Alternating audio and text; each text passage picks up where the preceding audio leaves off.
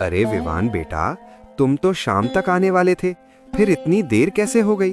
रास्ते में कहीं कोई तकलीफ तो नहीं हुई ना?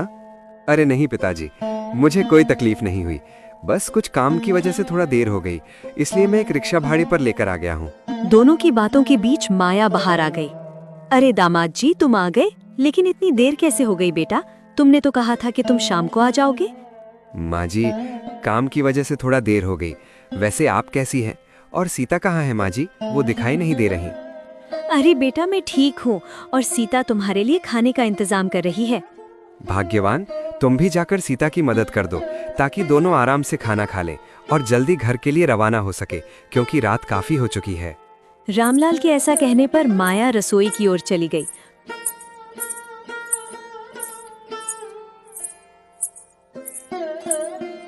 कुछ समय बाद माया और सीता खाना लेकर बाहर आ गई। दामाद जी, आज तुम्हारे आने की खबर सुनकर तुम्हारे लिए ढेर सारा खाने का इंतजाम किया है बेटा, जी भर कर खाओ।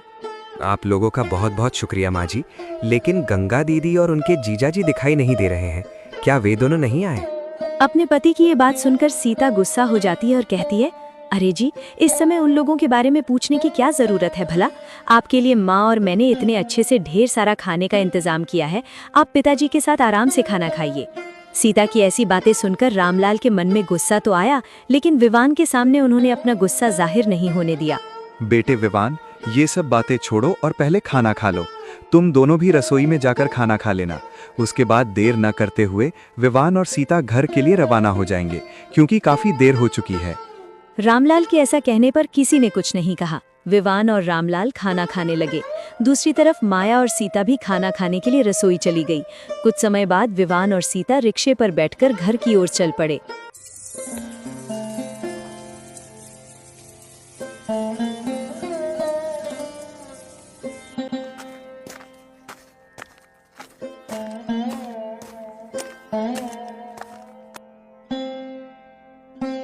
भाग्यवान, आज मैं काम की वजह से तुम्हें लेने नहीं आ पाया। माँ जी और पिताजी ने कुछ कहा तो नहीं ना? और तुम अकेली ही आई हो या पिताजी तुम्हें छोड़ने आए थे? नहीं जी, माँ जी और पिताजी ने कुछ भी नहीं कहा। मैं अकेली ही आ गई, क्योंकि उस समय पिताजी बाजार गए हुए थे। और आप तो जानते ही हैं, माँ और सीता मुझसे ज्यादा प्यार नहीं करती, क्योंकि मैं उनकी सौतेली बेटी हूँ ना। भाग्यवान, इन बातों को लेकर ज्यादा फिक्र मत करो। कभी ना कभी अचानक कुछ ऐसा भी हो सकता है कि माझी और सीता तुम्हें खुद अपना लें। और पिताजी तो तुमसे प्यार करते ही हैं, उनके मन में कभी तुम्हारे लिए कोई भेदभाव आया ही नहीं। अपने पति रमेश की ये बातें सुनकर गंगा थोड़ी हैरान हो जाती है और कहती है, अरे जी, आप क्या कहना चाह रहे हैं? मुझे तो कुछ भी समझ नहीं आ रहा।